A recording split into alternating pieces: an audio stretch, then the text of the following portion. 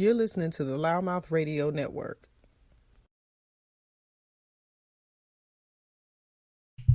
Yo, what's good, y'all? It's Sonny, the LouddMouth of Comedy.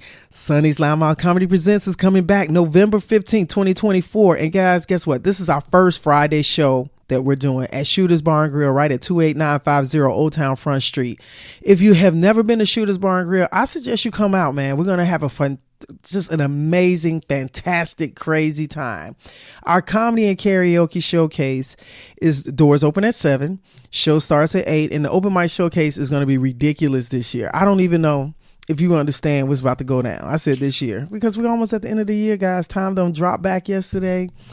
And we're getting ready to hit the holiday season, so it's time to turn up. And we're going to be celebrating 13 years of existence for LouddMouth Comedy. God has been awesome. My featured comics, man, Alvin McCray coming out of Los Angeles from New York. Mike Diamond, the Inland Empire's own, right? This cat is going to come. You know what? I got 2 New Yorkers. He's from Brooklyn, right? I just got to tell you guys, they're not going to play no games, all right? And you know my host, the Marina Comedy, Kevin Davis. But you know what's even better and what's doper? I'm bringing back some of the comics of the last 3 shows that you guys may have or may not have seen. So I just got to tell you, my lineup that night is going to be super powerful, man. Miss Rika, Austin Levins, Brett As Is, Willis Turner, Drew Edwards, Nick Flair. Guys, it ain't gonna even slow down. Thomas Mays, Walter Ford, bruh. I don't even understand if you understand what's about to go down. So I'm gonna suggest you get your tickets. It's $25 in advance, $35 at the door. We got reserved tables and seating. And when I tell you, Shooters does an amazing job. They have such a very vast menu. The food, the drinks, everything is lit. And I want you to come for the comedy, stay for the karaoke, because we're going to have the after party karaoke, especially a Friday night. We ain't got to rush out to go to work the next day. We were doing our Wednesday shows, and this time we're on a Friday night. I need you guys in attendance. And when I tell you they're going to power pack this show, they're going to come on this stage ready to burn it down. And I need you guys to support these crew. When I tell you my comedies are going to be lit, I just hope that you know to bring a friend. LouddMouth Comedy. Get your tickets. LouddMouth comedy.com. Welcome to LouddMouth Radio Network. My name is Sonny. As a former professional athlete turned entrepreneur realtor and the producer of LouddMouth Radio Network, I look forward to bringing content to you that empowers, inspires, and entertains you. Tune in each week as we have unscripted and unfiltered talks from entrepreneurship, real estate, politics, entertainment, comedy, LGBTQ topics, day-to-day life, and everything in between. All shows available on demand 24/7 on your favorite podcast platforms.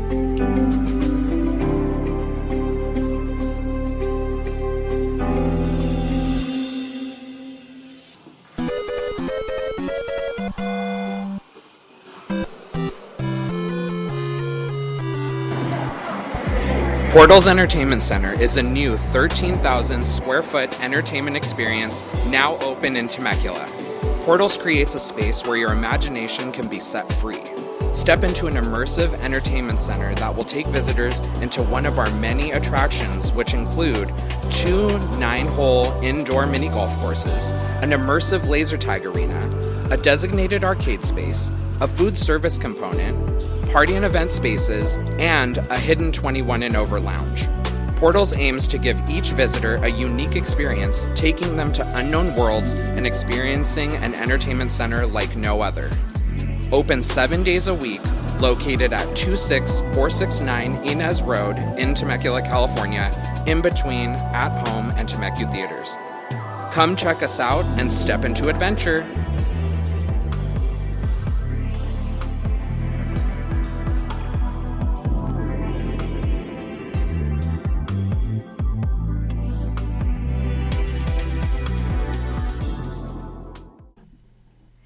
Here at Wonderland Learning Center, we're located at 288 East Main Street in San Jacinto.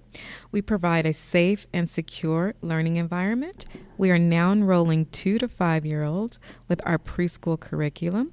We offer before and after school care. Breakfast, lunch, and snacks are provided. We accept all programs. We are open Monday through Friday from 6 a.m. to 6:30 p.m. Our website is wonderlandlearningcenter.com. And I am doing our live recording in the studio, LouddMouth Radio Studio. It's Monday. Yep. And it's November. We are officially cooling off. I don't know about anybody else, but I am so excited about this moment. And I have an amazing guest in the studio. We turning all the way up. Whoa. He done drove from Jerusalem to get here. You know what I'm talking about? Where'd you leave yesterday? Parked my horse out back. As y'all can tell, this is Yeah. another episode we are doing For the Love of Comedy. Yeah. And I have this distinguished gentleman over here, Mr. Alvin McCray. What's good? What's good? Sonny, on Welcome top. to Loudmouth. Yeah. Welcome to the studio. Come on. This is my first podcast, Sonny. Is it? Yeah. Are you serious? You popped my podcast, Cherry. Oh, I am so glad to be the one to do this. Yes. Let me make sure I'm live. Let me make sure I see stuff here, because I see stuff. I'm doing something different, which is I got both cameras running, Yeah. and You know, you got a little Nassau station I over see there. you. Got a little We Planet good. M. We You good. got tablets. You got phones. We got everything going You on know. in here. We got 3 cameras rolling You today. might have to get you a line producer I'm next just- time you invite me. I need a line producer, assistant producer. Showrunner. Man, Let's go. resumes are open. I need some interns, production assistants. Stop playing. Let's speak the truth and shame the devil. Got 5 on it. Baby, can I get an alkaline water from you over there, Oh, sir? yes. Thank you so much. You need to get a waiter too. Woo, while you thanks. at the list. Loudmouth Radio. Yeah. Only in the studio. Oh, it's so good to be with you. What's Man, good? finally. I met this gentleman, guys. When I tell you he was exactly what you see right now, just an amazing soul. He got up, did his thing. I had an opportunity to see him do his set. Had me rolling. I was like, oh yeah, he don't even know. He gonna get good. Yeah. I got my eyes on you. Sonny was looking at me from the audience and she was staring at me. I was like, she gonna beat me up. Oh yeah, I was real close. I think I said something. I might have met her, man, because she was looking at me like, you walked to see me there and you was like, I was like, oh, hey. oh. That was after the Yeah, show. You yeah, didn't know yeah. how it was going. As long as I ain't the tax collector, you safe, right? Because when you watch people do comedy, you don't watch with a smile on your face. You watch with an eye. I be looking. You be looking. So it depends on the moment. So I'll go from paying attention and really Yeah. like paying attention to a lot of things. Uh-huh. And then I can also soak it in at the same time. Okay, So it okay. depends on the moment of, if I'm Yeah. just really Yeah. in the crowd, Yeah, okay. then I'll be cracking up All laughing and be right, right you there. know, I get it. But when I'm really, when I'm scouting, Yeah. I'll be. Yeah, you was scouting. Yeah. She was like, But I was laughing. You was funny. oh, I appreciate it. It was funny, man. It was a good time. It was a good time. Small crowd. San Diego. You know. We was in San Diego, You know, man. it was good. It was. It was like 20 minutes of just going off. Just Exactly. Like, bah, bah, bah, bah, bah, bah. Exactly. And they But stayed. All 8 people stayed. I'm so happy. I hate you right now. Shouts out to Carla, man. Carla Amador. Yeah, She awesome. she was that bridge to us, Yeah, which is awesome. she's You know, awesome. with Raz Comedy. That's right. And and then I got to give shouts out to Mike Diamond. We had him in the studio last night. Okay, work. And he made some suggestions, and so as soon as he see this, he's gonna be like, "All right, Sonny, I see." I was like, "Man, I take it right there. Yeah, I take okay. it right there." Okay. I just know I got so much stuff. So I had him in the studio last night, and we was sitting reverse of where we are now. So Right. most people that have been watching the broadcast and when I'm doing this, I've been streaming to let people be able to see us record down the audio, but I Right. still go through a whole production process with the audio, right? Of course. But from the comedy perspective, I want people to know who the personalities No, are and I love everything it. that we're talking to. Yeah, that makes sense. So I've been streaming, right? But Mike was in. He was like, "Yo, man, you should switch this around. You do this other." I said, "Mike, man, you see, it's me, myself, and I up in this joint." But you know what? I've always been a believer. You do what you need to do. That's right. And get it done. That's right. So shouts out to Mike. Your Mike. suggestions. I hope you see him in implementation right now. Yeah. And he came How we in looking, here. Mike? How we Yo, looking? we in here now. That's good. Now's your ride, and I feel I get good. the chance to let people know about this amazing soul that's here. Appreciate you.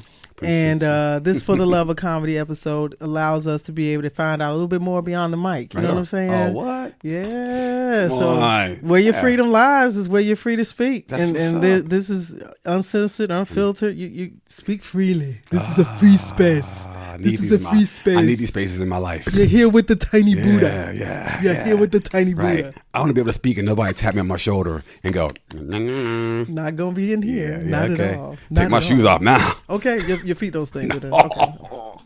Just making sure, Alvin. When you watch TV, right, and you see like and the actors and whatnot, and then like I was watching this show the other day on Hulu, right, and there's one scene where the brother's playing football, and he comes home, and his dad like, take your shoes off, and I'm like, oh man, his dad, abusive kind of father, he was trying to show his son some love, so he's like, take your shoes off and like give me a foot. So when the actor took off his shoe, and he just came from playing football, in the show, I was like, your foot is funky. I wonder if it's clammy and it's funky. I mean, it probably smells like hot glue. I wonder, or like new shoe. Not new shoe. It's probably smell like turf toe. Turf toe. You say he was playing football. I mean, they was acting too. It wasn't like they was playing football. Well, I'm a real former professional athlete. So you are? His foot was hot. Basketball. You did? Yeah. His foot was smelling like football turf. Come on, they were like, and cut. Okay. That was from wardrobe. So he took the sock off and rubbed his foot? No. He had the sock on. Sock was white. It wasn't like the dude just ran through mud. And you could tell he wasn't really playing. It was acting. For real. But my mind is like, even when the actor takes his shoe off and gives it to the other actor. But why he had to be rough with the man and tell him to take his shoe off like that? Like he was going to beat him up. Yeah, Just aggressive. It was massage his foot. I know. His father was trying to show him some love. Oh, in a macho kind of way? Is that what it was? Like he was rubbing his foot like, you're going to be a star athlete. You're going to be just like me. So that was a wonderful Ryan Murphy moment. Okay, yeah. I'll take that. I'll take that. He was like, take your shoe. I'm going to do that to somebody in the audience. Take your shoe off. Oh. You think it'll work? You don't think it'll work out? I was like, take your shoe off. Ooh. Patti LaBelle take her shoes off. Oh God! I went to her You ever see concert. her? She'll I take seen her her. shoes off. Yeah. She's amazing. Mm-hmm. She'll kick them bad buzzers Yeah, up. I don't even know why she put them on. She come out there to strut on the stage to get in the middle. Yeah. She warm up the crowd a little bit. She be and then she say, "Baby," she gonna always choose somebody in the crowd. Yeah. And tell it, and she's still strutting at 4 or 5 inch heels, sir. She's 81. Damn. Yeah, she still got a concert. She got a tour about. She on tour now. And will still strut out in them 4 or 5 inches, and then she gonna tell you politely, take these off, honey. She do. And each time, the concert I went to, I saw her twice. She let the person in the audience keep the shoes. Oh, it was a mortgage. There's a $1,000 mortgage. Shoot, red bottoms. Now first of all, red bottoms are not made to be walked in. Well, those shoes are not for human walking. Have you ever worn a pair of red bottoms? Yeah, I had some red bottoms. Oh, yeah? They wasn't heeled. Oh, was it like Alvin, sliders? I won't know. Slippers? Alvin, I wasn't wearing no heels. I know that. I know, Sonny. You ain't gonna have me catch me in drag. God blesses those. God blesses those who obviously bless themselves. They was like red bottom Stacey Adams. You know what I'm saying? You got red bottom Timbs. That'd be kind of tough. I mean, But no, that wouldn't work out. No, whatever, Because you ain't gonna be able to stomp in them. I ain't got no red bottoms. I know brothers who got red bottoms. Those shoes cost like $750, $800. Yeah. I mean, I didn't buy mine, so no. So the merchandise, was that like a gift? No, they were kind of gifted to me. Mm-hmm. I don't even have them no more. You get gifts? I regifted them. That was at once upon a time. Oh damn. Yeah. So I just regifted them because they're not comfortable. No. The Manolo Blahniks aren't comfortable. Them red bottom shoes, the real red bottoms, them shits hurt. Hey, question. Since you know what the red bottoms are, I've never seen a pair of red bottoms in my face. You know what I mean? Are they like felt or are they like shiny? They're like that church shoes, slick, like church shoes. But they have some kind of. Is there like a texture on them? They have some kind of texture on them so to where, like, as you wear them in a little bit more, they'll smooth out. Okay, but they are really red bottoms. Yo, I know they're red. And most of the red bottoms, I think they probably be looking untarnished because you can't walk in them long, especially women's shoes. Yeah. Well, girls who wear red bottom shoes usually get out of a car to walk into the joint, and then they're gonna sit down. They're not gonna dance. If they do, trust me, their feet gonna be looking like this. 20 minutes in. I ain't lying. There's no electric slides in red bottoms. Baby, it ain't even no soul. Ain't no soul train in them. I'm telling you, you're gonna be on the floor like. And you know when the girl feet went down because baby they be walking all. Yeah, hold me, help me. Yeah, that's signs. Feet toe down. Toe trying jam. to be impressive. Toe jam. Yeah, don't do it. Yeah, don't do it. No, I like the girls today. They're a little more comfortable. Y'all don't really go out trying to be all impressive. You know, girls just show up today in sneakers. I'm telling you. I love it. Now you it's feel cool. it's a little more Nikes. relaxed. Yeah, depends on what it is. That's cool. Like the wedding parties are wearing just the Jordans. Yeah, that's that classy. became a thing. It's got to be comfortable. Everybody's looking for the easy way out. You know, technology. Now you before you wouldn't catch a chick that was really trying to walk and strut. She wouldn't even have on a flat. But now they be like, my foot can't make it through. And kitten heels are out. Yeah. Oh, yeah. Probably because weight control. Kitten heels. Slam them shits to the ground. Hey, have you ever worn a heel and it broke? No. Or is that just the movies? No, that does happen though. Man. Damn. I have seen some furniture pops. Oh. I mean, yeah, mid walk. Oh. Yeah. How do you recover? How would you recover if you had on a heel that broke? How would you MacGyver that? I probably would break down into a break dance or some shit. You know, I go all the way. And just break the other heel. I just go. Well, you know, I'm from Chicago, man. You know, we don't grow up on ice, so you slip and fall. You learn how to, you know how to go with the. Don't fight the fall. Go with the fall, so you don't tear your ankles up. You know what I'm saying? Kneecaps and shit. You know what I'm saying? I hear you. I mean, we going there. I hear you. I think. I try not to let people fall short of the truth here. But we're gonna be honest. You ever been ice skating? So I'm a roller skater. Oh, okay. I'm a real roller. I grew up roller skating. Yeah, of course. I used to perform in roller skates. Oh yeah. Oh yeah. I used to get down like backwards and. Oh yeah. I skate better backwards than I did forward. Yeah, well, isn't it easy though? People don't get that concept, but it's easier to skate backwards. You know, I'm from Chicago, man. You know, it's a stepping thing. You know, it's like stepping. Yeah. It's all in the glide. Yeah. You know, JB. You know, that's what. Yeah, it's no a JB doubt. thing. You know Come what I'm on, saying? yeah. So I ruptured his Achilles tendon last year, so I'm trying to make my way back. You know what I'm talking about? Okay. Yeah, ruptured, tore it all the way down. Doing what? Might I just I took it's a whole thing, but you know, just wear and tear for years, I just couldn't believe that after 20 years of playing professionally, I tear it up like that. So I had to have surgery, had to have it drilled back into my heel and everything. It ain't cute. Okay, but I want to, you know, I want to tell you though, but that's that thing, man. When you realize the aging process, and I couldn't walk for a few months, so I picked up weight for me and everybody else behind me. You know what I'm talking about? Yeah, I get it. Yeah, I'm trying to get my life together over here. You know, I feel you. You know, I got more doctors on speed dial than drinking buddies. My damn self. What I'm saying? But I'm embracing my age, and I call, you know how I feel about the age that we are. I think we're around the same age, but I call it my midlife magic. Yeah, I like that. You know, people are like, oh, you're going through midlife crisis. I'm not, baby. This is my midlife magic. This is where I had my crisis moment. I still got some tricks up my sleeve. I'm trying to tell you, I had my little crisis moment, but it was really brought on by individuals. You know. Yeah. But at this time, it's easy. You know, I'm looking to have ease in my life. You know what I'm saying? Yeah. And so as you come to understand. You know, changes, you ebb and flow. Right. And you learn a lot to let shit hold. You know, don't let it sit on you long, man. No. Just keep going. Yeah, no doubt. Especially if you got to do somebody else. Like, bring you down.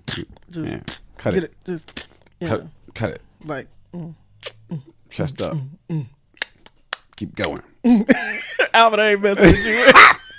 See, I want us to get to. Okay, I want some us serious to get business. to know what Mr. McCray is all about, and so I know some things, but there's a whole lot more I'm sure I don't know. But I want to make sure the audience. You want to ask me a question? So I want to give you the floor and give you an opportunity to let our audience know where you're from. Right. And we're gonna navigate up a little bit, but I want to know where you're from and a little bit about your background as far as, you know, some of your work history and stuff like that, leading into comedy. No doubt.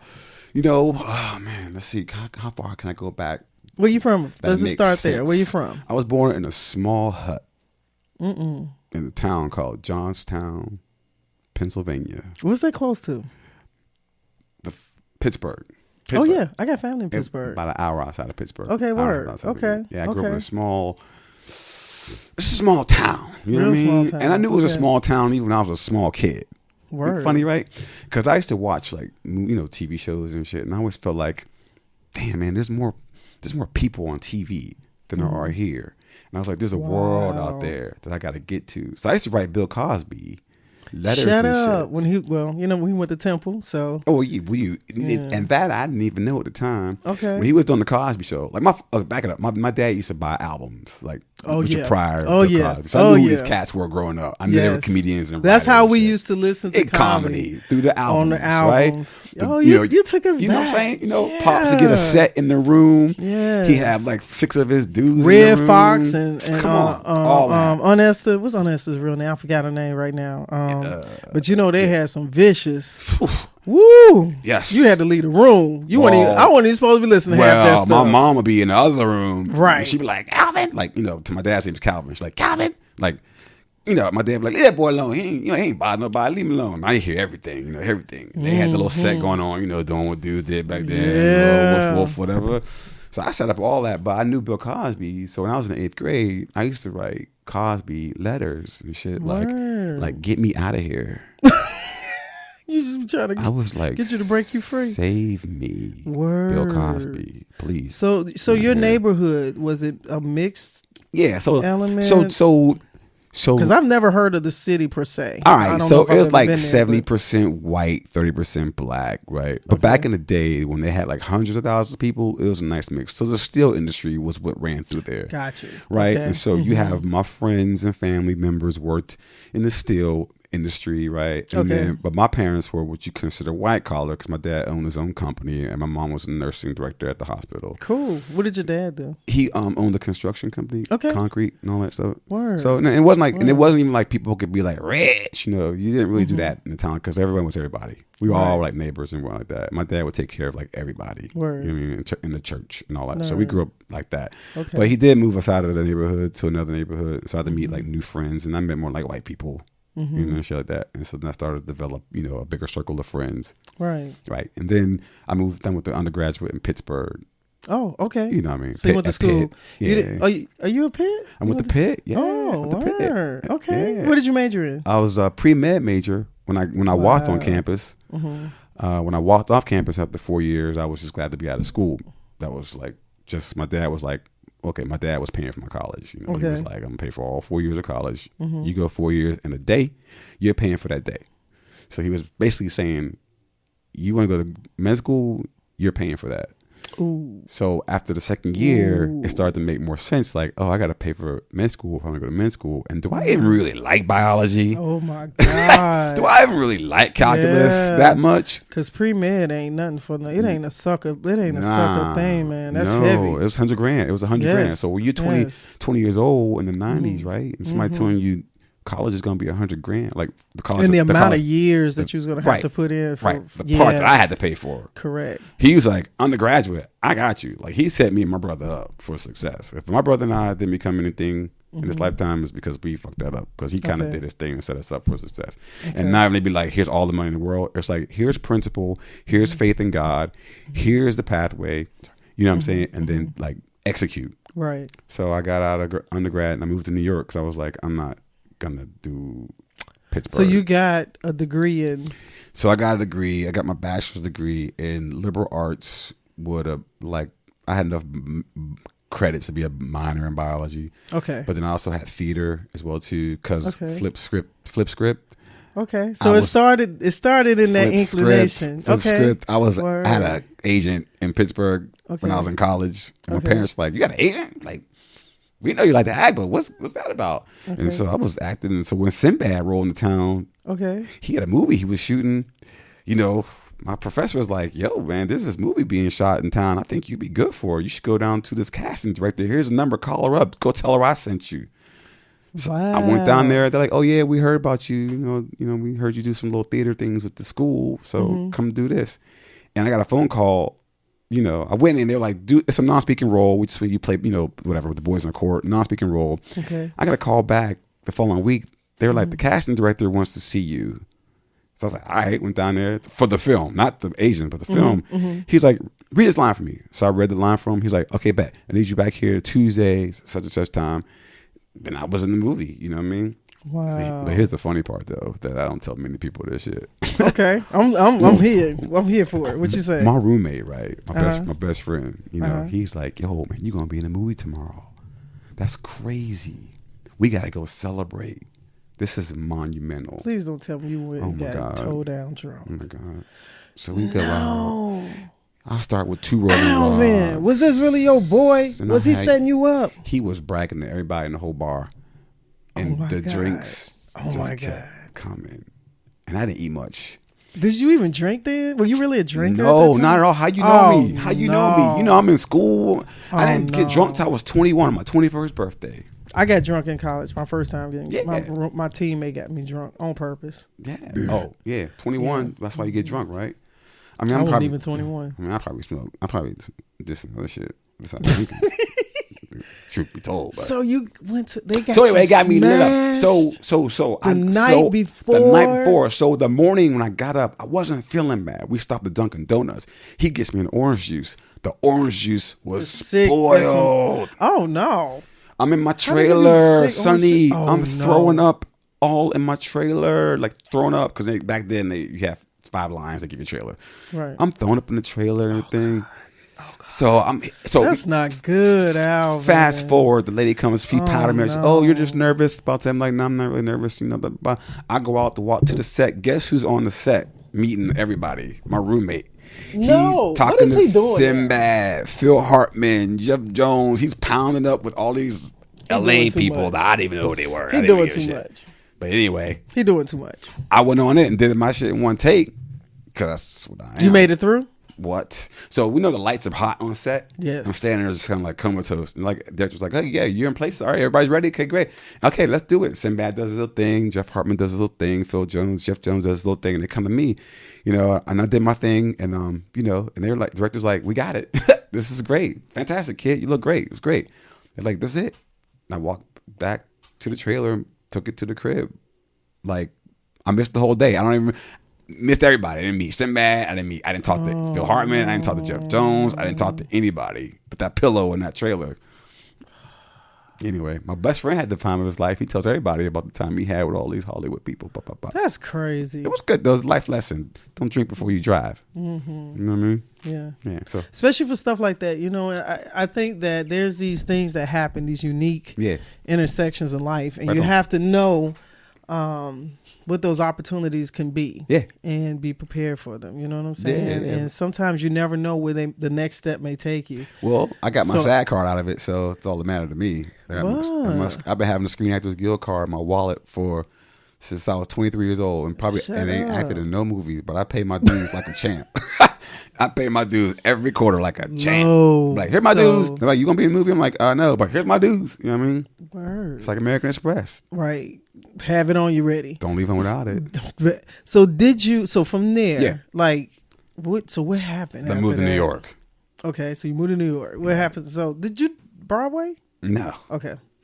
no. Theater? No, not really. No. Oh my God. Well, my first 4 months in New York was like free. Okay. I had to find out what What it life was. about. Yeah. Mhm. My You roommate went by and I- yourself? My roommate, same cat. Okay. We packed up a U-Haul. My dad wrote me a check. He says my mom, she tells me later in life. He wrote me a check. Says my mom, he'll be back. Yeah. She didn't anticipate you were gonna. They said, I'll be back. Because that check wasn't all that. Right. My dad's right. like, he'll be back. Right. And guess what? My dad hasn't given me a dime since I was 23 years old when I left for New York City. Word. I took that check and flipped it. I know that's right. Like a casino. I ain't Fist mad. over fist over fist. And then I started working at a church because I'm a musician too. Oh, Yeah. same. So what up? What do you play? Organ, piano, keys, all that. Drums. Drums. Okay, so Word. we was kicking it. Heck yeah. My Yeah. mother piano. Your mother, you a pastor's kid? No, Yeah, you are. I'm not. My mother's not a pastor. I thought But you were my- telling me. No, my mother's not a pastor, but she was a minister. She used to be like the choir Church director, director. minister. Yeah, Minister of music. Yeah, I had to wear that title my yeah. whole life. I've been in ministry of music since I was 14. Shut up. 14. You look like you can go. I'll have you too. Nah. No, you play the Hammond? Yeah. Oh, okay. Shoot. You can But go? I'm provisional though. I'm from a small town, but it's like Okay. I can wick it up. So- I know chords. I mean, I do the thing, but Right. when I meet cats from Chicago and Brooklyn, it's a Yeah. whole nother lesson I learned. You know, Yeah. and I picked it up too, but Yeah. I was out of And it then too. too, what type of denomination of church did you play in? Baptist. Oh, but like not church, but like Baptist, not like, Church of God in Christ. We were like Pentecostal. No. But those are my headphones. So my pops used to listen to all that in the car. Okay. So growing up, like I heard all the beats. So I just grew up with the music. So when I learned how to play, I would play that. You play by ear? Yeah, and write and read and write. Mm-hmm. Yeah. Yeah. And no my mother been playing. She started playing like 5-6 years old. And, yeah. So for you doing, so you got that vastness. So you get to New York. Yeah. You're what did you start doing when you got there? Like life-wise? Work-wise, work-wise, life-wise. How did you transform? I went there for a job interview, to be honest with you. Okay. And then I got there. What type of advertising business? agency. Oh, yeah. Okay. Yeah, I worked at the Kaufmans because I really skipped past my dad. My dad also had a job. He had jobs throughout Pennsylvania, right? His sites. Okay. Because it's a construction company and they do a lot of building and whatnot. So he had a site at the Pittsburgh airport they were building. Oh, wow. He had a subcontract job on there. So in the summer times when I was in school, I would hang out in Pittsburgh and have an apartment and just work for my pops. Okay, it helped him trailing the supervisors, True. I was just doing paperwork, right? Right. What am I do? Dig, but it's all right. It's something. Whatever. I had a little helmet on, my little white helmet. Okay. Walking behind like white guys, because all white like guys. the foreman. Right, exactly. So I'm a little brother. They're like, that's the owner's son. Oh, okay, let's treat him nice. That kind of jam. Yeah. Cool, those keep me living. And then he was like, well, if you're not going to do that, then what are you going to do? If you're not going to work for me, if you're not going to take the company, if you're not going to work for the company, what are you going to do?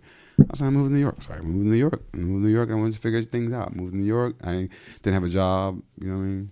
Really? Yeah. So I worked in a fashion agency down in Pittsburgh for Kaufman's, a department store.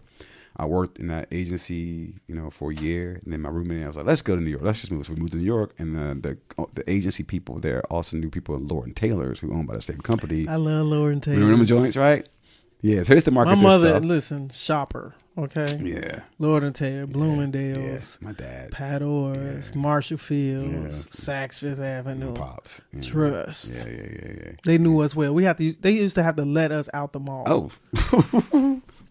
And this was like every other weekend. Yeah, I said like no lie. My mom used to say to my dad, they used to literally have to let us out the store. The whole mall is dark, shut down and locked. We're gated in. All right, y'all. We done. See you tomorrow. They saw us coming. They was like, "Oh, they'll be in 2 hours." Oh, here they come. Okay. First names. Yeah, right. Hi, Gladys. That's correct. I'm telling you. Yeah. So, no, that wasn't that at all. It wasn't the case at all. And then I didn't do the job interview, and I wanted to just figure me out that period. So I didn't work for a while. And I started my roommate and my boy John. So he started. His name is John Denenberg. It's my boy. He went to bartend. I went to work at a restaurant. I lied about having waited tables. I never waited a table in my life. You figure it out. I figure it out. And the guy was like, yeah, okay, you look, you could do it. So I did it for 3 years. And I met this woman who you met at the joint. Your old boss. I remember. Because I was playing keyboards in her boyfriend's band. Shut up. And that's how y'all met. That's how we met. She's like, why are you working at the restaurant? Aren't you a college graduate?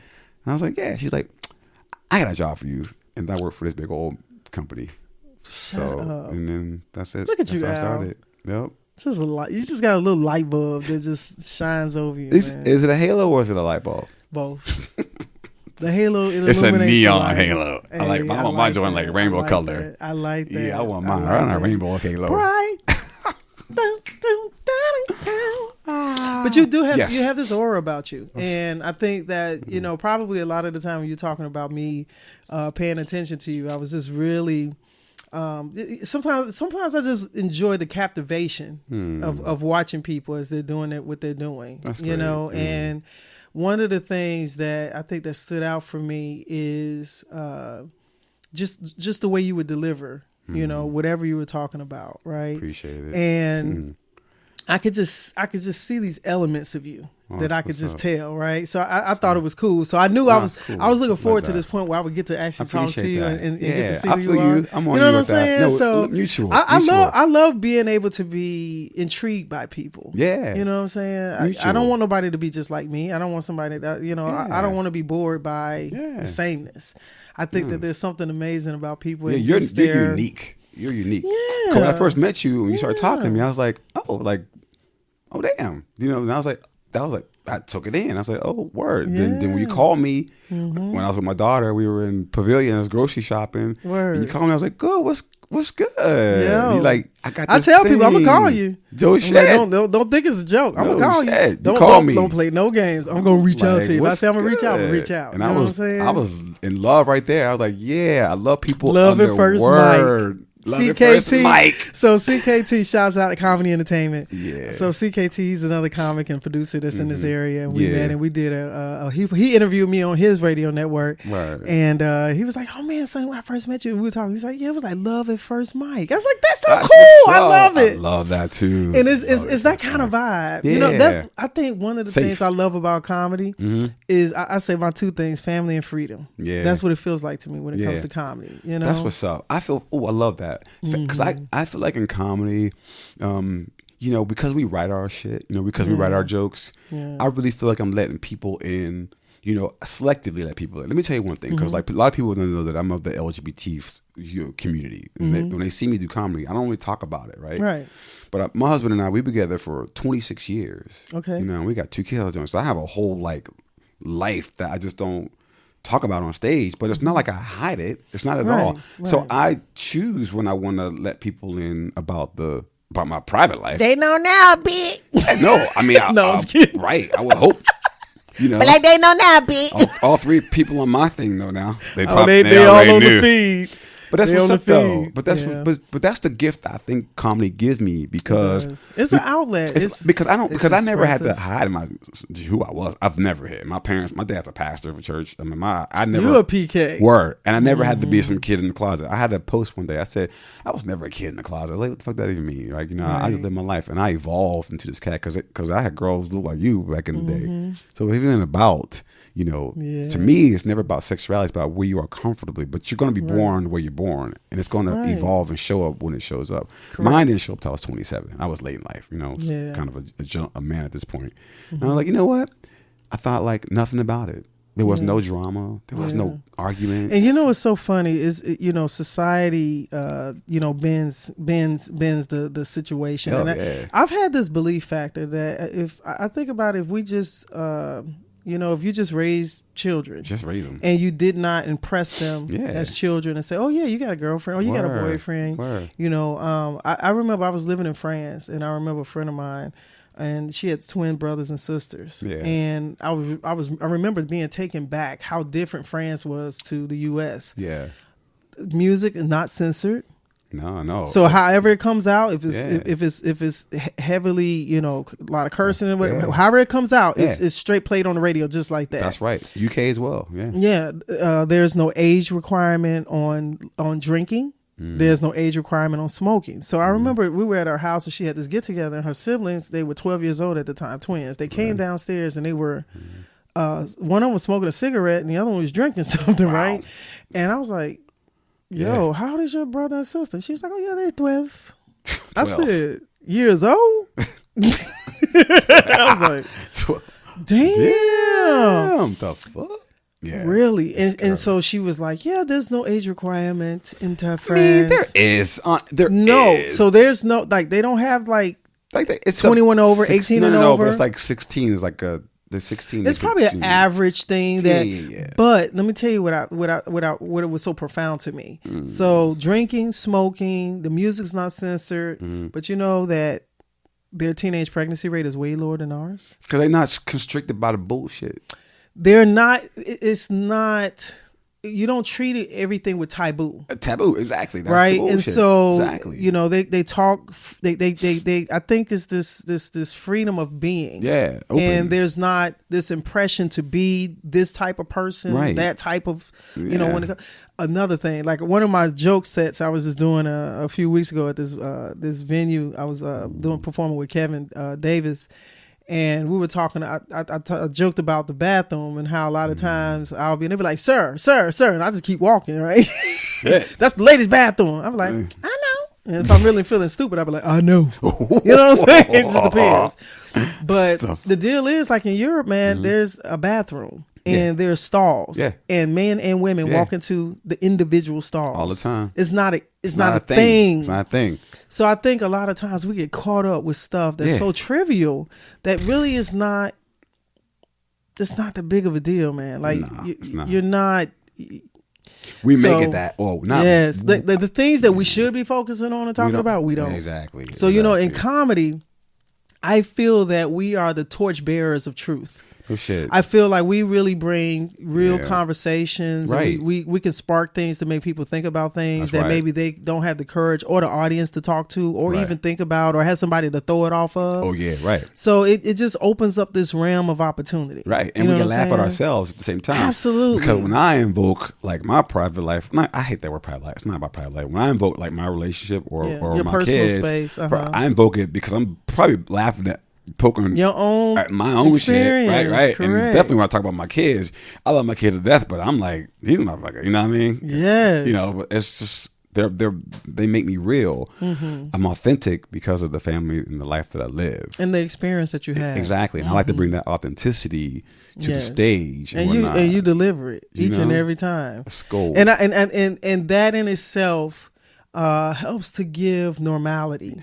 Come on, and I know even as we people, and I know you hate the word normal. I know you get it, but it just sort of just takes away the, it normalizes our lives, everyone's lives, when you take away the, the separations, the taboo or the fear, right? Because I'll be damned if I'm ever afraid of being who I am because of somebody's opinion. Correct. Like I don't think I've ever really taken time to digest and calculate a person's opinion of me. Right. I try to. And I'm like, okay, I gotta go do this. I gotta go do that. I gotta keep moving, right? Correct. Because you can read opinions online, exactly. all the comments. Absolutely. Absolutely. You never read them, but never, even people comment on the shit that I might comment on, they're like, well, you're fucking wrong or you're faggot, but whatever. It's like, yeah, you're right. So I don't even know you, but right. But that's social media. Yeah. I think we've come into a world now where the world has a stage and a platform to speak. Yeah. Right. Yep. And so what may have never been a thing for our parents. Yeah. We're that generation that's right behind them. Yeah. That we was pushing the envelope already. Yeah. We was in the age of NWA and Flavor Flav, Public Enemy, and fighting the power and that the onset of hip hop. Yeah, it's opinion, perspective, voice. Right, you know what I mean? exactly. And social media, I think I think social media is the worst thing that happened to unhappy people because if your voice is negative, you already know negativity travels way faster than positivity. Exactly right. So you already they know. have a field day with that shit. Right. Like my son's a model, right? And he's a young model. He's beautiful, and he did a campaign a little while ago, and it brought a little energy to the household on social. Okay. And we had let a few people know. I was on set when it went down. And we love it. He looks great, and there was nothing like taboo. Oh, I saw some of the posts of the pictures of that. That was dope. And because it was really like it was like a black and white period piece. Thing. It was like the Outsiders, that period piece. Yeah. But he was like kind of like, oh, let me see, and I'm like, well, no, you don't really need to see the comments. Other aspects. You don't need to see the comments because guess what? The comments aren't important. It doesn't matter. And let me teach you a lesson about what comments are. So I told him what we just talked about. I taught my son that today. How old he is was he? 11. Okay. And he was like, yeah, you know what? Absolutely right. Yeah. Comments don't feed in the comments. Because unfortunately, our children are being they're learning the hard way about what we consider paparazzi. It was in a magazine. Yeah. The National Enquirer. Yeah. Now it's digital. Yeah. It's accessible. Yeah. Like you don't have to go buy it from the newsstand to read about it. We would have never, like, bullying for us was like your mama physical, or hardcore in your face. Yeah, sure. Your mama, jump to whatever, right? Right. Yeah. But the cyberbullying, it's worse. It's worse, and it's unfortunate that more youth are conditioned to feel like their world matters straight first. Yeah.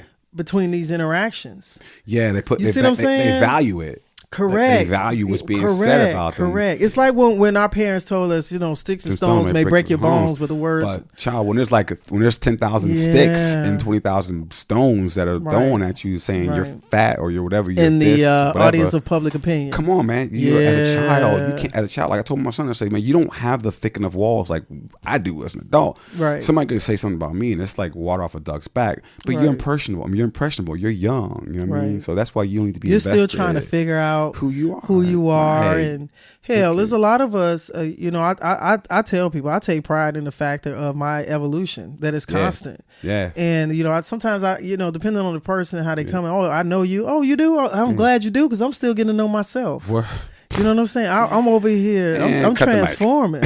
I'm transforming. Boom. Grab the mic. Hey yo. Wow. But for real. Yeah, no doubt. And I think that at the heart of me, people that have known me 20, 30, 40 years know the center of me.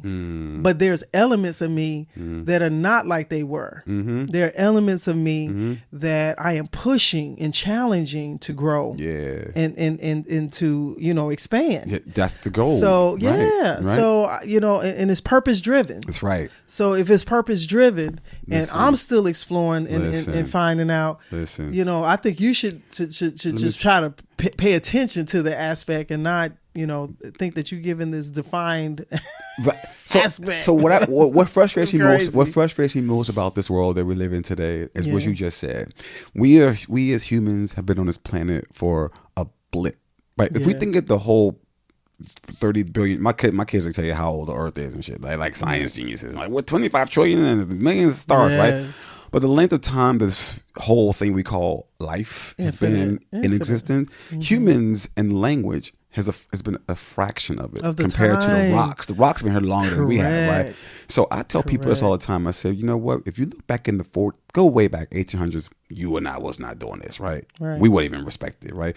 Go to the 1900s, go to 1930, 1940. We still not respected, but we trying to make our moves through society because guess what? Society's evolving, allowing people of color to be humans, right? That's evolution. Well, guess what? The 70s come along, everybody's free in love and having a good time, right? The power of love, the power of maybe some drugs or whatever like that. So we're evolving as humans, like embodying, the vibe, right? Then the 80s come, hip hop. So then black folks are taking presence. Our music is taking presence in society. Culture's shifting. We're evolving. Okay, LGBTQ, there's freedom in it, right? Okay, same-sex marriage, there's evolving, there's human evolution, right? And then now we have cats, transgender, and other. It's an evolution. So I get pissed off when people say, you're not supposed to be that. It's like, you've been here for not even a minute. Right. You don't know where the human evolution is going to go because we're only here for 100 years or less. Our lifespans are reducing. Dude. Life expectations have dropped. I think this is probably the lowest it's been in a long time. 70s, maybe 70s. Trust. And if you look around, man, people dropping like flies. Trust. You know what I'm saying? So, I think have a purpose-driven life, man. Just do I'm you. I'm just telling you. Do you and do you well, man. Because you know what? Because your evolution is yours. Yep. Do you and do you well. Yeah. And if as long as you're doing good for people, I listen to church all the time because we're church kids. You know what I mean? I'm a church kid. Exactly. Right? So I listen when my kids are in the car and I don't have to listen to music. I actually listen to sermons. I listen to pastors' sermons, and they fuel me. Yeah. They fuel me because my relationship with God, which I have a strong one, has nothing to do with the middle, which I call people in the middle. Right. I just need to hear a sound. I need to feel music. I need to feel something that's above this whole thing. And that's like my drug, you know what I mean? I get that. You know what I mean? Because a lot of times I'll put on, like it's nothing like in the morning, TD Jakes is going, he's giving a sermon, or I really get down with Dr. Miles Monroe, because he's a principal. Yeah. He's a teacher. Yeah, that's what you know what I'm need. saying? Yeah. So, and I remember like not even 2 weeks ago, I was like, man, I miss being in church to an element, right? And then as a musician, you understand. Exactly. As a musician, I miss the fellowshipping, right? Yeah. And I miss, having the ability to submerge into that element of ministry. Yeah. The musicianship aspect is a ministry of itself. Always, no doubt. And so, I left for college. I had not had a set since I left for college. And then my youngest sister ended up playing. She started learning to play too herself. Oh, nice. So she played with my mom after I left and went off to college, right? Yeah. And, for So you're talking about this huge gap. Yeah. And then too, I'm becoming more adaptable to the idea just because of confined spaces, noise tolerant space of having maybe an electronic drum set. Yeah. And I've considered it, right? But I miss the skins, you know, and so just like with anything, you don't use it, you could lose it. No doubt. So, my timing and stuff is kind of, yeah. Crazy. I got a little drum pad right here. Yo, you I know see what I'm it over saying? there. Yeah, you know what I'm saying? So red bottom one too. Red bottoms. Red sticks. The colors, they right here. I got those zero sticks right here. But the real deal is like still just trying to keep it close. Yes, because it's a big part of who I was for a long time, and it still have that part of me. Yeah, my daughter takes drum lessons, by the way, too. She's 8 and she goes to drum class every Tuesday. That's what's up.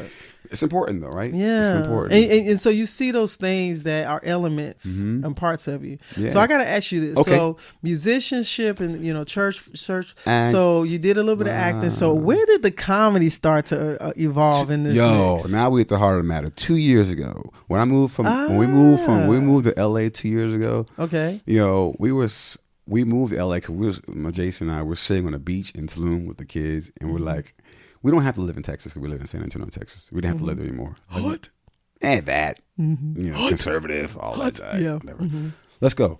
So we said New York or LA. Back to New York or LA. So I was like, let's go to LA. We got to LA, and I was thinking like, well, I could do some acting because I have the credentials, as we know. I got my card. But the writer's strike was in the midst. Well, it didn't happen yet. The actor's it didn't happen yet. Okay. But I knew that I worked, but my job, people were like, this is the brother that work. Yeah, I work in pharmaceutical advertising. So I always had a job, right? But I was like, I want to do something different in my life. I'm going to take a chance. Guess what I'm going to do?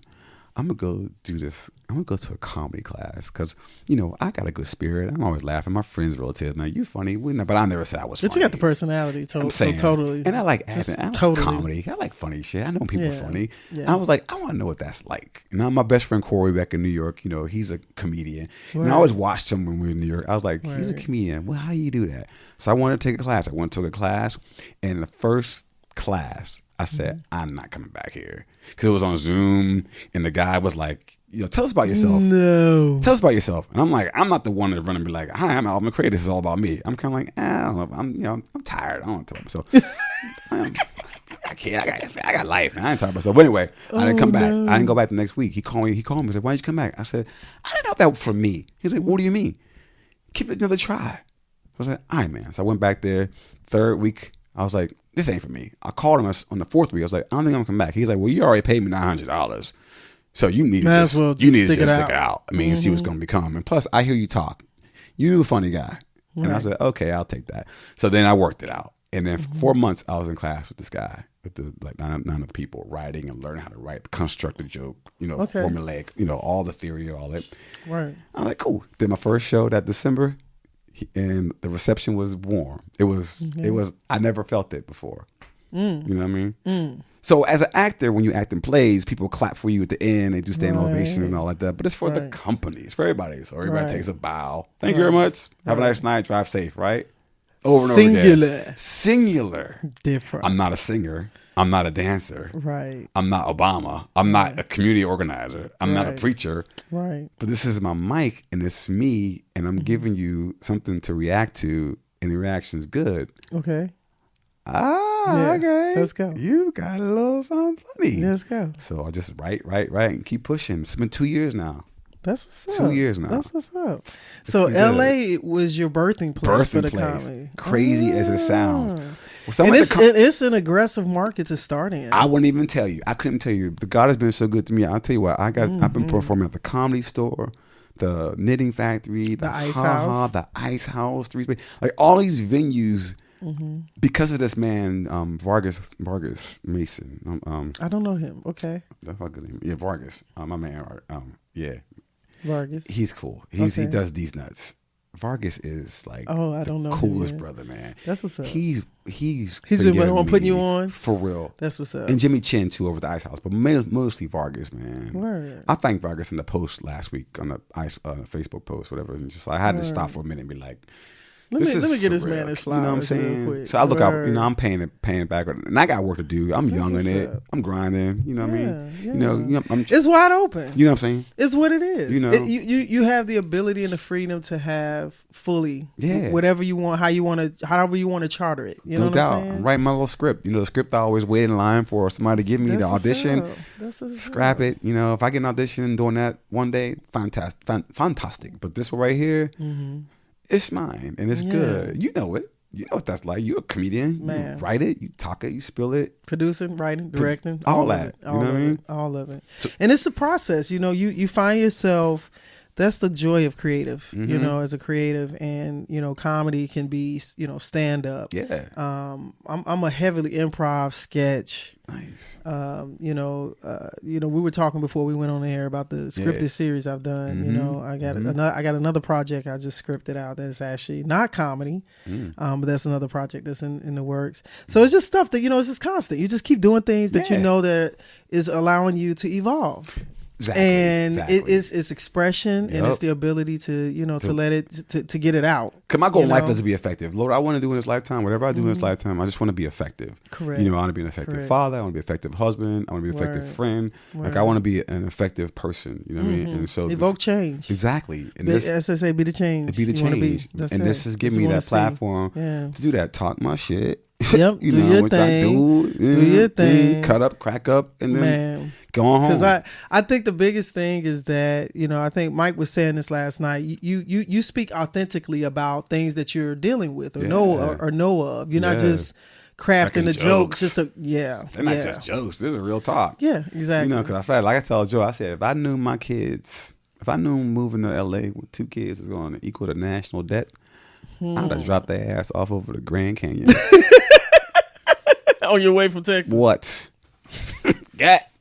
Expensive. No. Okay. Oh, And guys, let me tell y'all something. For those who are coming to this comedy show, he's going to let you know exactly about private school and everything else. You understand what I'm talking about? Alvin has been rupturing. Why? You've been rupturing some veins, Do they sir. call it independent school? Because they think the parents are independently wealthy. We not.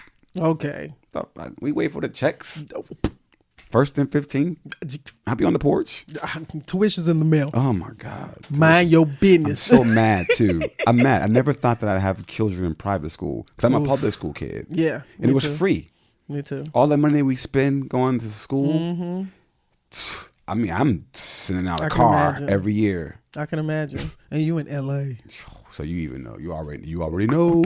In both of them. What age groups are they in as far as grade levels? My daughter's in the my daughter's in the 3rd grade and my son's in the 6th grade. Oh yeah, you got a ways to go. Middle buddy. school, but I can't wait till they're 18. You got a ways to go. You still about 10 or 15 in the middle. That's all right. I love them to death. Love them. Okay. I love my kids down. I love my kids down. But I love 18 too. I'm not. I watch the clock. I'm looking at calendars every year. Like you had to count down. You had to count down above the door. Mm-hmm. We only got 1,733,000 minutes left. Days. I got you. I live longer without my kids, and I love them to death. I love my children. They're funny. They're cute. They're the person. But I live longer without them. So when people tell me you're gonna miss your kids, and they go, I'm like, no, I'm actually not. I mean, I love them. They're gonna always be my kids. Right. But I live longer without them, so I know what that space feels like, and I want them to know what that space feels like too on their journey because they're going to be so amazing. Correct. They're so amazing. And make them strong as individuals. Yeah. I feel amazing. that. So there's no I meet women latch their kids that be crying. I don't want to see my baby go. I'm like, girl, it's only camp. He'll be back. You know okay. I mean? Stop worrying. It's 2 weeks camp. It ain't like 2 months sleepover camp. It's 2 weeks. He'll be back. Yeah. I love it. Me too. So 2 years. And now that you've had, when was your 2nd year anniversary? Consider actually, it would be December. Oh, wow! So it's not even 2 years. So you're coming up on it. I'm coming up on it. Nice. Yeah. So have you had an opportunity to headline? I have. Okay. I had like three opportunities so far to headline. Headline for everybody listening is usually like a set. We usually do 6-minute sets. As comedians, we go on 6 minutes, 7 minutes. headlines give you like 20 minutes, 15, 20 minutes. So yeah, I've done like 3 of those. On True Measure, so like, because the show I have you on, you're considered a feature. Yeah. So for me, my features get that 20 minutes, gotcha. right?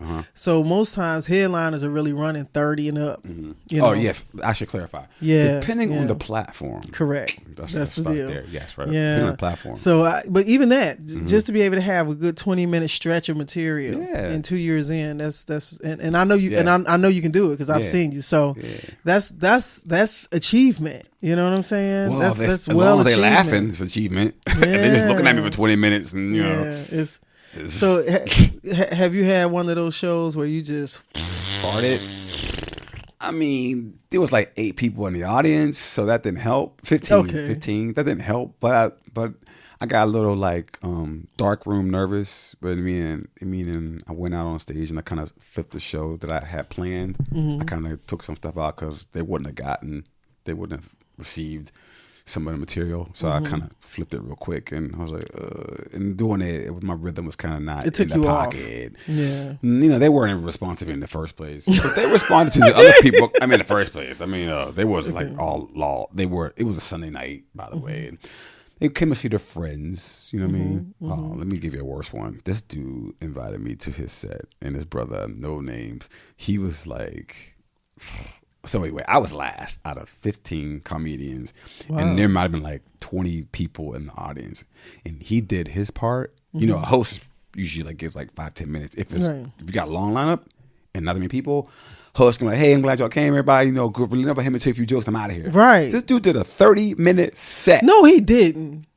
And then I was like 6 people. I was like 3 people after his 30 minutes. So I got up, and my table, I had like most people there, had like 8 people there. And when I got up to the mic, I took the mic and turned to my table and said, "I could have just called y'all to my house for this part, but I'm going to just give y'all like 10 minutes. And I gave them like 5 minutes and got out of there. Because it was just the most uncomfortable feeling. Why would he do that? Killed the. You know what? Kevin Davis said this best. You're a host and you're a headliner. Yo.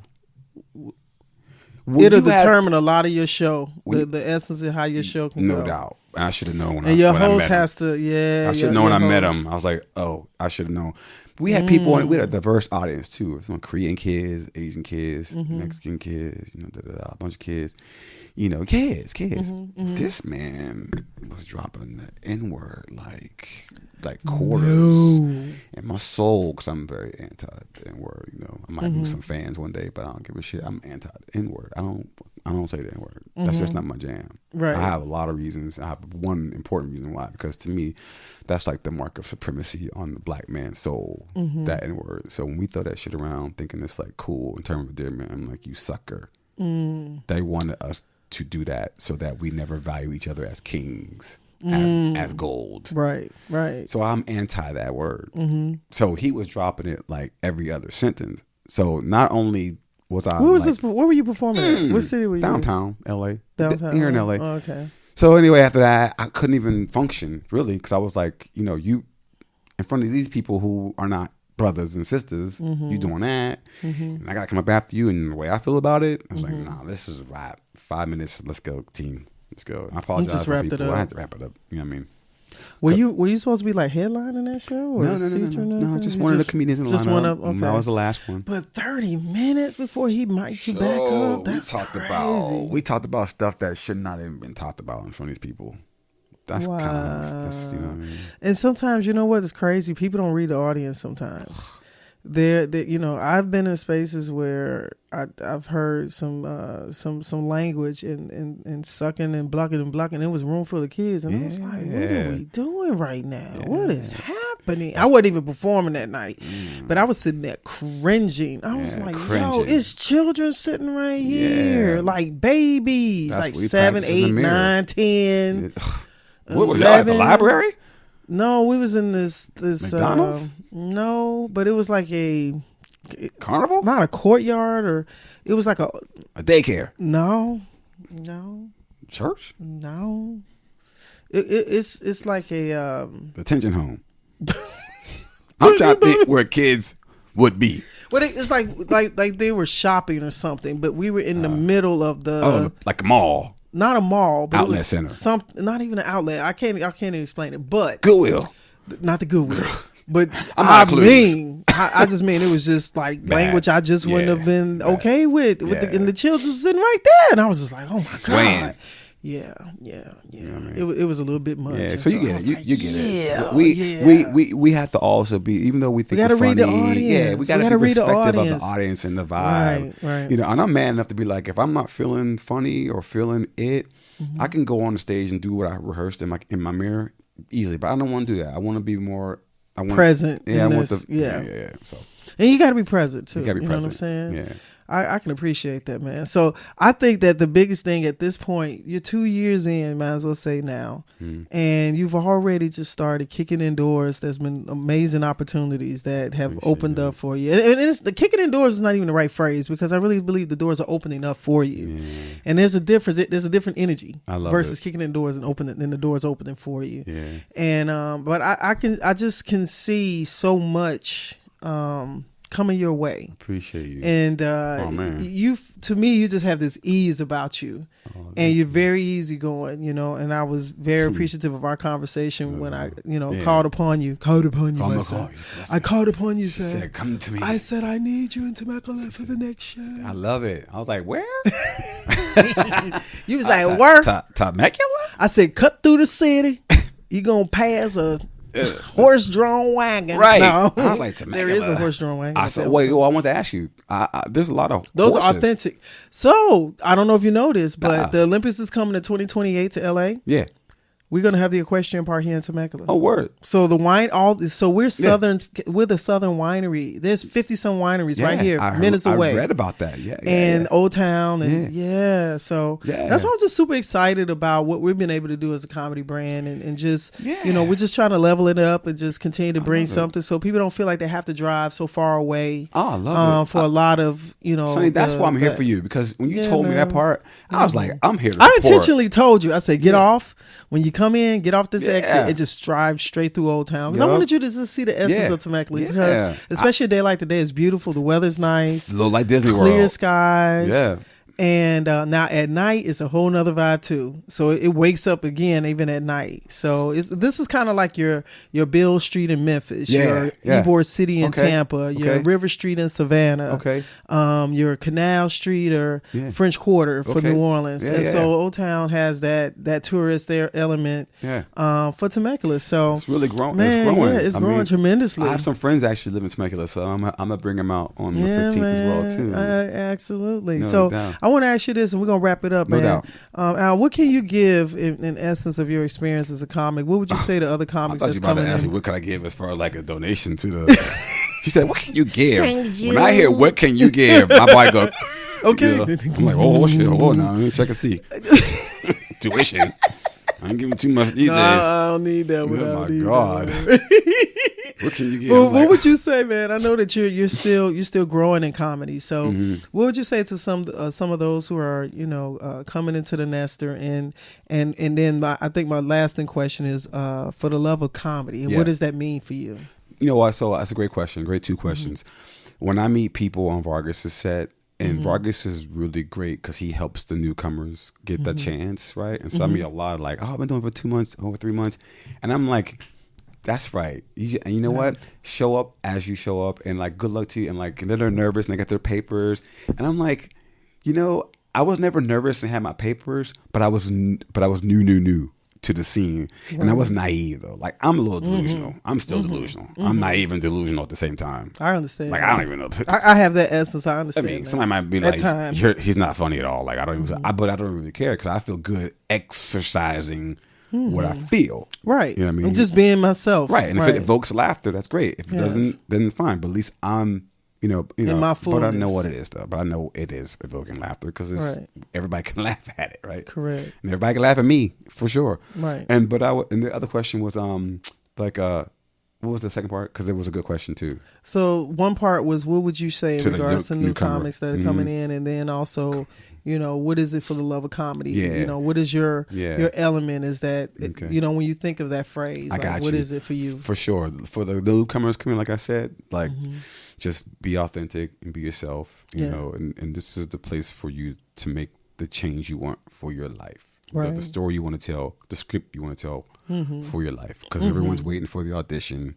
Write your own story. Absolutely. Just write your own story. I love it. You know, and what the essence of comedy for me, it really harkens back to my dear dad. Like my mom passed away in November 2021, and my dad's condolences. Alzheimer's just like it just went ablaze. So I had to put him in a living facility back in Pennsylvania. So I, take care of him with that, there. my mom with her, yeah. You know what I'm saying? Memory from her strokes, yeah. You know what I mean? Remember that? And so, but my father had a microphone. Ever since a little boy, he emceed NAACP conventions, church conventions. So that's where you get it from. What? That's where, and my that's where dad it comes from. I was looked at him and just looked at my dad, and he affect everythody. So I didn't even realize this is why I was doing this. That's dope. So I do it for my dad. Oh, Because that's he's dope. got Alzheimer's now. He's not a comedian in the first place. He would never say he was. But what he taught me and how he taught me to be, A lot of his and the spirit. man that I am, and the spirit, and the father that I am, and the lover that I am, and the friend that I am, that's him. And if he had voice, he would still be cracking folks up. Word. So I do it for I my love dad. it, man. I absolutely love it, man. Alvin, thanks for taking the time, Sonny, man. you got me Blessing over here the from, studio. we need I love it. the Kleenex commercial to come through because I love loving you. Man, This is new that's friendship all right here, folks. I love This it. feels so good. Real talk. So good. And I'm just grateful because this has been the consistency of consistency that I've been praying for. Surround yourself about good people. You know what I'm saying? Yeah. And for the love of comedy, this is why we do it. That's you know what I'm right. saying? That's right. So it gives essence and resonances of what our spirits are when That's we're on right. stage. You know what I mean? That's so right. I appreciate you coming in I today, bro. appreciate So you I want you having to me. let my people know that are watching how they can follow you. What's up? Yeah, you can follow me on the I to the G, Alvin McCray Comedy. So Alvin McCray is MCRAYCRAY. All one word. Alvin McCray Comedy, right? On my IG. Okay. My other one's my name, but don't worry about that. Just get the McCray Comedy. And I don't do Facebook too much either. But Alvin McCray on Facebook. Yeah, Alvin O'Neill McCray. Yeah, you I can think. find me on. People be like, how do I find them? Well, just Google them. I mean, because it's true. Yeah. So because my husband and I, we have a scholarship. We send kids to college. We do the things. Oh, nice. So you can find me. If you have to find me, you can find me. So you can find me. You can find me. So it's not. That's You not can the find issue. me in the. Yeah, I'm too old for that part. You can find me in the club. You can find me in the bed. Anyway, There are no words left for that I one. know, but time. Anyway, but you can find That's me there, what's up. and I'm with you on the 15th.